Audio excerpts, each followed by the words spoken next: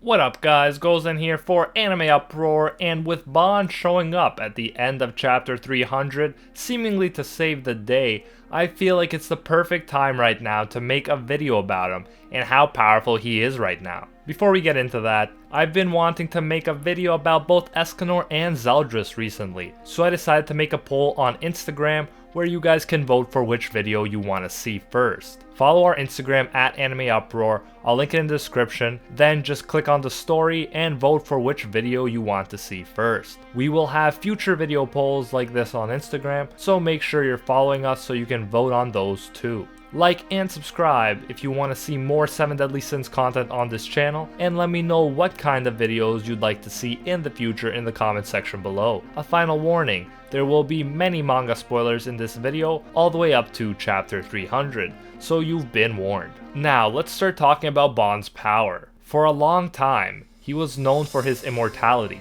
but besides that, he wasn't that strong. His ability Snatch, as the name suggests, allows him to snatch things from the enemy. This can include body parts like their hearts or their power too. He can become stronger and faster while his opponents become weaker and slower. However, the issue with this ability is that there's a limit to the amount of power Bond can steal from someone. His body is not strong enough to handle overwhelming power. He is able to overpower a pre-demon mark Meliodas in chapter 36 thanks to this ability, but Meliodas with the demon mark on his forehead was able to completely wreck even this powered up Bond. Even after he only stole some of Meliodas' power, afterwards he says that using physical hunt makes his body feel wicked heavy and he wants to sleep. So even though he's immortal, there are limits to how much power he can absorb and how long he can keep it for before feeling the after effects. Overall, Bond doesn't have a great track record for strength. Before he became immortal, he fought a red demon.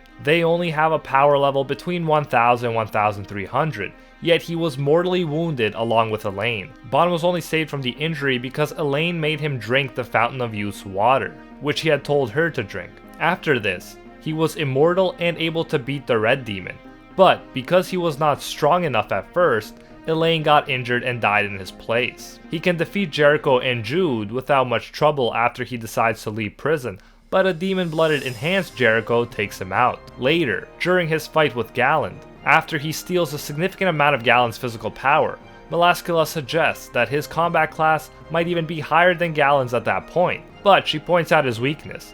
She asks him why doesn't he take all of Galland's power. Then, she tells him it's because he can't. It's a problem with his body's tolerance level. As I previously mentioned, despite being immortal, his body still has a tolerance level that limits his ability to use Snatch. After he manages to use Snatch to run away from Galland and Melascula, the consequences for using Snatch hit him so hard that he says he isn't even able to lift a single finger as a result. Galland's strength is about 27,000 in total, not counting his overdrive mode. 24,000 of it is his physical strength. Thus, we can assume that Bond lowered Galland's power by over half and increased his own base power of 3,220 by the same amount. Let's say he borrowed 14,000 combat class points from Galland, making his own temporarily around 17,000. This figure is around where his limit is at this point. And not only that, he can't maintain it for long and suffers debilitating consequences after using it. He has to be saved by Escanor, who after the sun comes up, effortlessly defeats Galland and Melascula. From this point on, Bond cannot keep up in terms of strength, with Escanor and the constantly powering up Captain. Bond is one of my favorite characters, but for a long time, it is made blatantly clear that he lacks strength. When Meliodas is being killed by the Ten Commandments, Bond takes Melascula by surprise, breaks her neck, and steals multiple hearts from her. He doesn't end up killing her for good, but he takes her out of commission for the rest of that fight. But this only leads to one of the most tragic parts of the manga, where Bond has to watch as Estarossa kills his best friend in front of his eyes. Bond uses his full strength, he takes his snatch ability to the limit, and he is completely powerless to stop Estarossa from killing Meliodas. Bond thinks to himself, and I quote, "I can't protect my woman or my one friend in the world." Tears stream down his face as Estarossa takes out Meliodas' final heart. Without even moving, Estarossa is able to completely destroy Bond's body. Bond is immortal, so he survives, but at this point he has hit rock bottom. As a man, he has not been able to protect his woman or his best friend. All he was to Estarossa was an annoyance. Not only is Bond's powerlessness emphasized, so is the fact that he strongly feels his own powerlessness.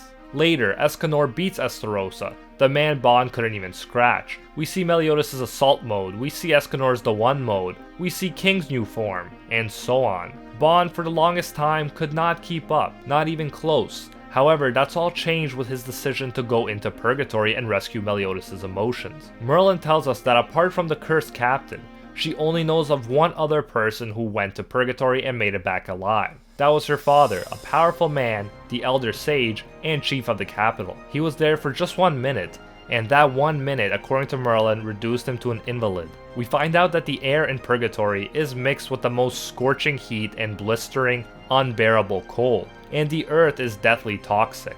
It destroys the flesh of the living. Space-time itself is warped there, so that the passing of 1 minute could change into that of a year. It even includes predatory monsters seeking their prey. Merlin believes that it is impossible for anyone to do it. However, in chapter 243, almost 70 chapters after Bond helplessly watched his best friend get killed in front of his eyes, he sees his opportunity for redemption.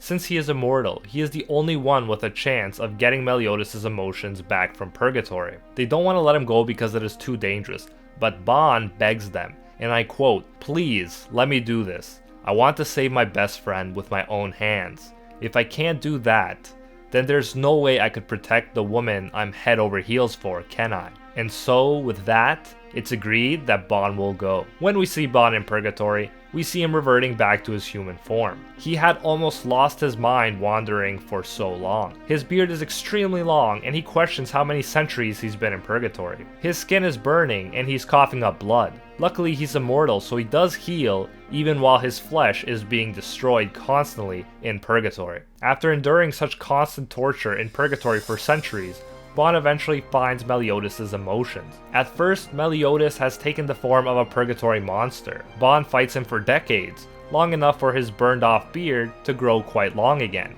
Bond tells Meliodas that for the first 100 years, he revived from being burned to ashes, from freezing to the bone, from rotting from deadly poison, you name it, and it just kept on repeating. But he says after the last 200 years, he's gotten used to the harsh conditions of Purgatory, like the indigenous animals whose bodies have evolved to withstand Purgatory. He's even able to sleep in Purgatory now. Later, Bond gets good enough to easily defeat monsters from Purgatory that gave him trouble before. Meliodas is amazed at his ability to adapt to the harsh conditions. Bond gets to the point where his body is completely unaffected by burns or frostbite, and his lungs, which used to be swollen, can now breathe in Purgatory, like it was fresh air. Meliodas says he may be the only human who will ever spend over 1,000 years in Purgatory, manage to survive, and also hang on to his sanity. Meliodas points out that Bond's experience of enduring and adapting to Purgatory has caused an explosive transformation upon his body and soul. He assures him that everyone will be shocked when they see how much he's powered up. Then eventually Meliodas and Bond come face to face with the Demon King in Purgatory. They actually fought him 6,093 times in the span of 60 years and lost each time. They fight the Demon King again and they lose again, and Hawk's brother Wild gets hurt. This is when Bond realizes that he can heal people by giving his energy to them. He explains that for the last 60 years, every single time he tried to steal the Demon King's power or stamina, his own ended up getting absorbed instead. So because of this, his body, which could always steal energy, learned how to give energy. That's when Meliodas figures out that the Demon King's original power is to reverse everything. So, he gains energy when Bond tries to steal it. As a result, next time they fight, Bond tries giving him energy, and this brings the Demon King to his knees. The Demon King can turn his inversion ability off, so Bond is not able to simply beat him by using reverse snatch. However, he did get the Demon King to turn off his ability so that Meliodas' emotions could use his original power to destroy the Demon King's arm and escape from Purgatory. Then at the end of chapter 292, Bond comes back to the real world, and we are told that with the strength he gained in Purgatory, the time to give hope has come. Clearly, the story is making a really big deal out of the powers he's gained from Purgatory. In the next chapter, Bond goes to see Elaine, who is fighting demons along with Matrona and others. They are struggling, but Bond shows up, and with one movement of his arm, he takes out all of the demons around him and Elaine. Taking out so many demons, some of who are copper demons and have a combat class as high as 4,500, shows how far Bond has come. In the past, Bond wasn't strong enough to even protect Elaine from one red demon, who only go up to a combat class of 1,300. Now he's able to take out countless stronger demons effortlessly. Then Bond goes on to fully redeem himself for the failure to save Elaine so many years ago. With his new ability to give life energy, he is able to exchange his immortality for Elaine's full revival. Now that he fulfilled his promise to Elaine, what's left is for him to go help Meliodas. In the last chapter, we find out that the Demon King is using Meliodas' body as a vessel. His power is so great that King, in his new form, Mael, Merlin, and the others are unable to even phase him. In the official translation, Merlin tells King and Diane, and I quote, "Don't assume that attack magic will work on the Demon Lord." As we learned in Purgatory, the Demon King's power allows him to turn any attack against him into healing and fortification. All hope seems lost, and the Demon King is about to kill Hawk when Bond uses some insane speed to save him. This is the first time we've seen the Demon King surprised by anyone's abilities since he's entered Meliodas' body. Despite how strong Bond knows the Demon King is, remember that he has fought him more times than anyone present when he was in Purgatory, he nonetheless is confident and says, "Can you hear me, Captain? Let's kick this deadbeat dad of yours out of here already." Bond is not worried or sweating like the other characters. He's acting like he can take on the Demon King. Is he right? We know he's gotten stronger, but how strong has he gotten? It is true that Bond is no longer immortal, but he is also stronger than ever, and I'll explain why. If we recall, you'll remember that his biggest issue was his human body's tolerance level. His snatch ability is insanely good, but it was limited by his body. But as Meliodas' emotions point out, Bond spent over 1,000 years in Purgatory, and his body, after being broken down so many times in so many different ways, evolved to the point where it was unaffected by the harsh conditions. Purgatory for Bond was like a super extreme hyperbolic time chamber. Instead of 10 times Earth's gravity, denser air, and some temperature fluctuations, Bond has to deal with poison air, burning, and freezing conditions that would kill a mortal, and with the very strong and fast monsters of Purgatory. This experience inevitably led to what Meliodas called Bond's explosive body and soul transformation. His one weakness, his body's low tolerance level, is no longer an issue. After all that time spent in Purgatory and training under such harsh conditions, Bond's body must have one of the highest tolerance levels in the entire world of the 7 deadly sins. This unimaginably high tolerance level is now going to allow him to use Snatch to absorb massive amounts of power from those around him. He already has a much stronger base power after Purgatory, but now he's also going to be able to increase it exponentially with Snatch. With this ability, I believe that he can now easily surpass King, Mael, and the rest, although I'm not counting Mael in one mode because noon has passed and we don't even know if the fight is gonna last long enough so that Mael would be able to use it.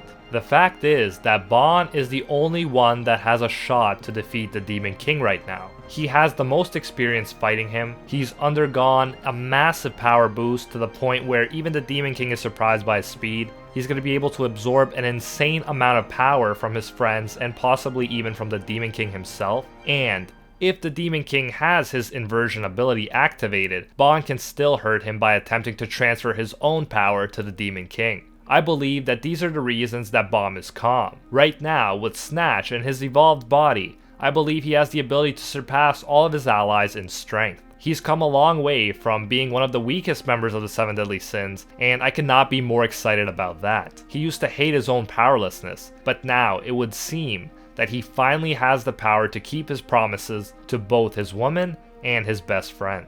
The $1,000,000 question is Bond going to be able to beat the Demon King in a one-on-one fight? We'll have to wait and see, but I at the very least think that he'll be able to weaken the Demon King enough so that Meliodas' emotions, which are supposed to be out of Purgatory and back in his body by now, will be able to take back control. If Bond lowers the Demon King's power enough, it is possible that Meliodas, as Bond suggests, will be able to kick the Demon King out of his body. Then we might see Meliodas himself clash against his father. a battle that I think will have to happen at some point. But anyways, those are my thoughts on how strong I think Bon is. I'm so happy that he was able to become stronger and finally overcome that feeling of powerlessness. Thank you so much for watching. If you liked this video and want to see more like it, make sure to smash that like button. If you haven't, make sure to subscribe for more 7 Deadly Sins videos. Don't forget to vote on Instagram at AnimeUproar for what video you would like to see. And remember that fans of the channel can get 25% off our anime-inspired shirts,